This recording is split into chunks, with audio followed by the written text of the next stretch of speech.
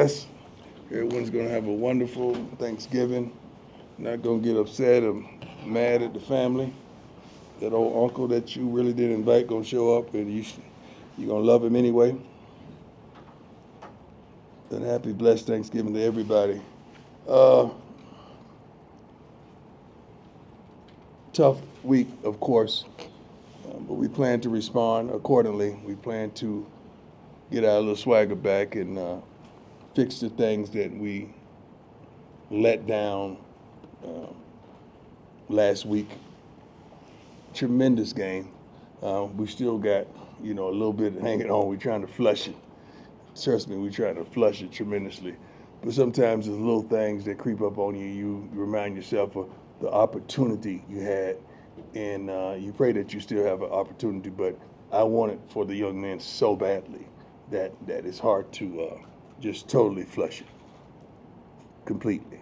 In saying that, we have a tremendous task at hand. This team, just like the last one, they're not playing indicative of their record. They're much better. Um, they have a winning program, one of the most heralded coaches in the Big 12, and he's been that way for a while. I have the utmost respect for him, and he is flat out hilarious to me. I mean, just seeing him sit at the head table like the grand poobah of the Big 12 meetings, like he's our guy. And I got a lot of love and admiration for him, and I start smiling when I think of him, and I watch his press conferences, and he is honest, real, and hilarious, because there's a lot of truth in all his humor. So I got the utmost respect for he and his team. It's a daunting task. They're going to run the football. We know they're going to come and do that. We've got to stop that and protect our quarterback and get after theirs. So it's going to be a tremendous game. Both teams, I feel as though, have a lot to play for. We just want to finish right. We want to end right. We have the best fan base I feel like in college football, and I'm thankful that they hurt because we're hurting because they have expectation. At the beginning of the season, we talked about last year was a year of hope. We instilled hope. Now it's expectation, and people are frustrated and mad because of the expectation, and I like that, and I'm thankful for that. R.J. Johnson, Students of the Week, Communication. Ben Resnick, Strategic Communication. I don't know what's the difference of communication and strategic communication. Maybe one is what I had in my two divorces was strategic communication, and one was just communication or lack thereof. So strategic communication is great. Finalists announced for several major awards. Travis, finalist for Walter Camp, Bednarik, Shedeur finalist for the Davis O'Brien. Um, Travis numbers are tremendous, and the last note is we don't control our own destiny. Before I open up for questions, I'm going to address something that just transpired and they brought to my attention today, that Travis is a finalist for the Walter Camp Player of the Year, Maxwell Player of the Year, Bednarik Defense Player of the Year, Litnikov Best Receiver, regardless of position, and was snubbed by the Thorpe. How?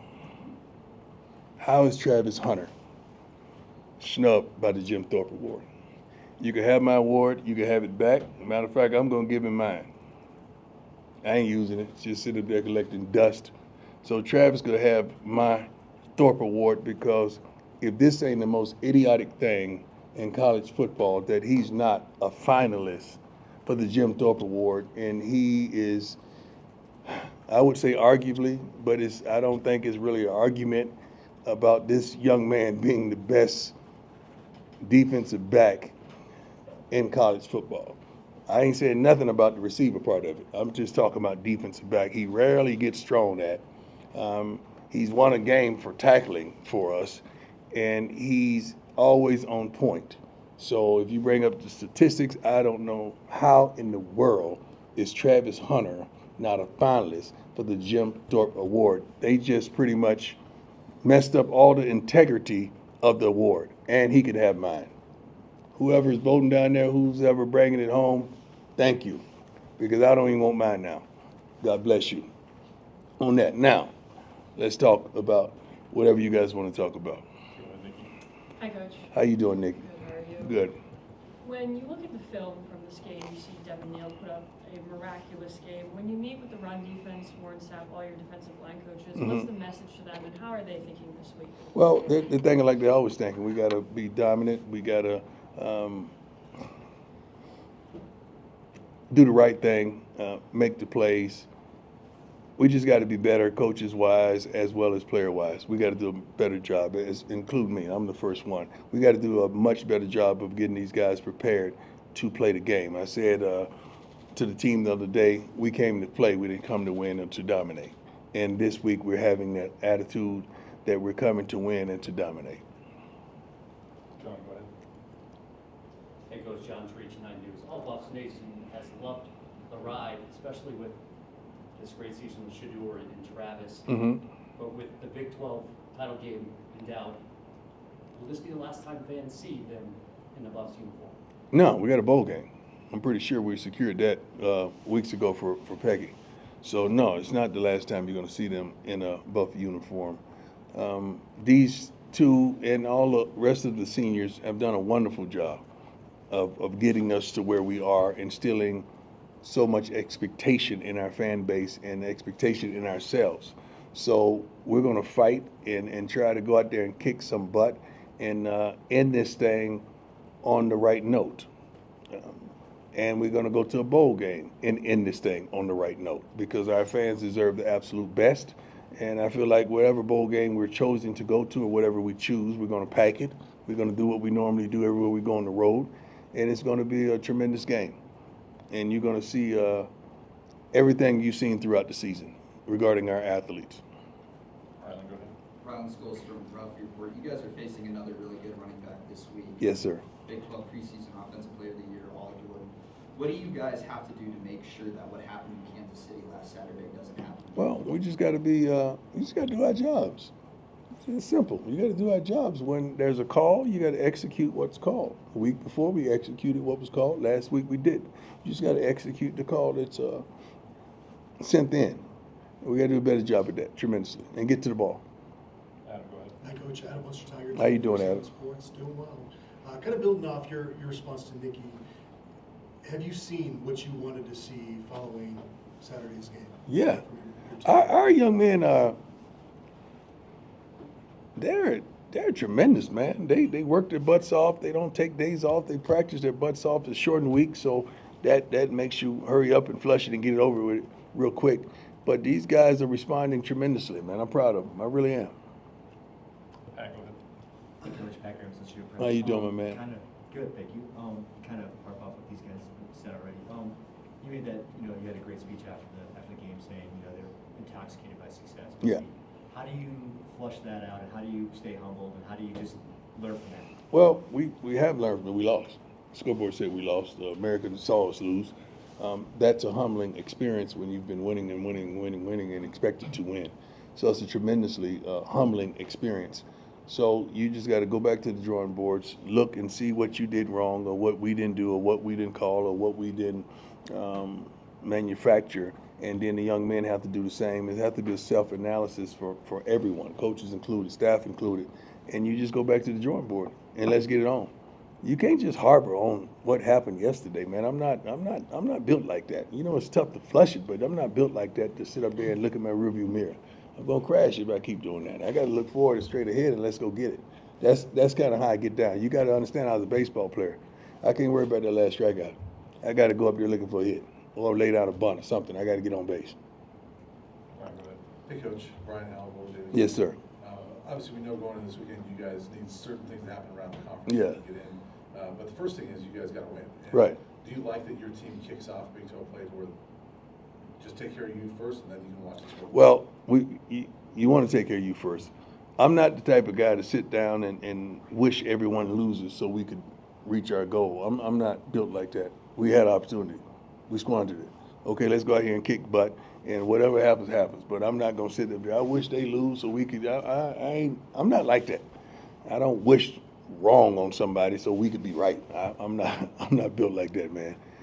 We want to go out there and play the best game that we can play for ourselves, period, regardless of what happens thereafter.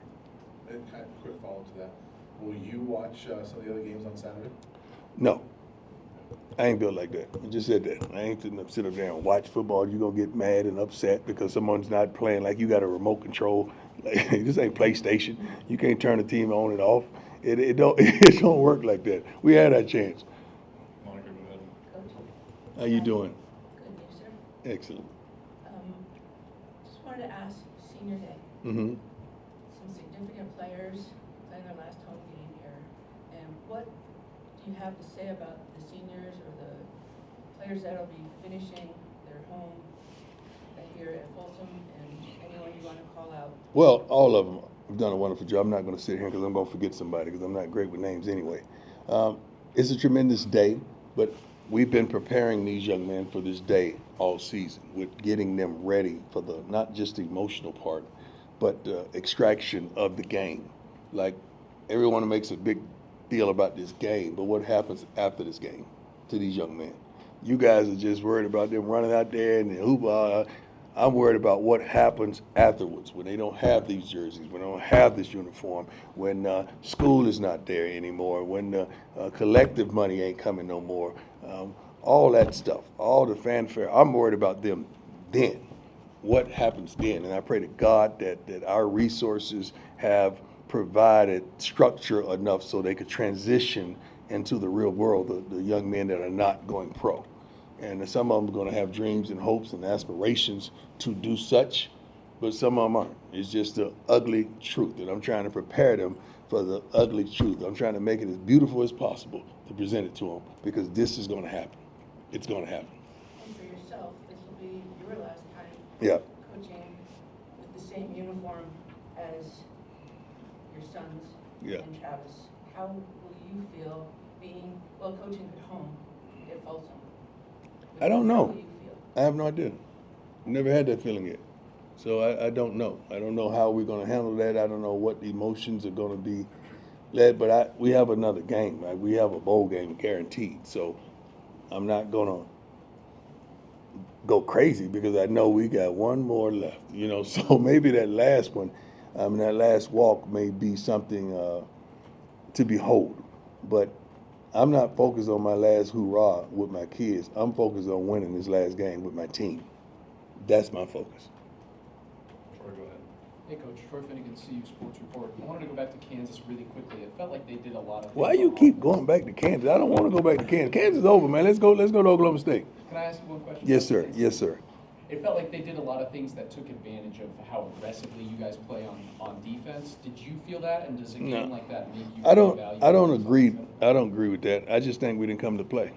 One of the first things I said on the sideline in the ears of the coaches on the headset is I don't see it in their eyes today. Get to your guys and make sure they're ready. But that's my job as well. But I don't see it in their eyes. So they played a wonderful game. Let's not take anything away from our opponents.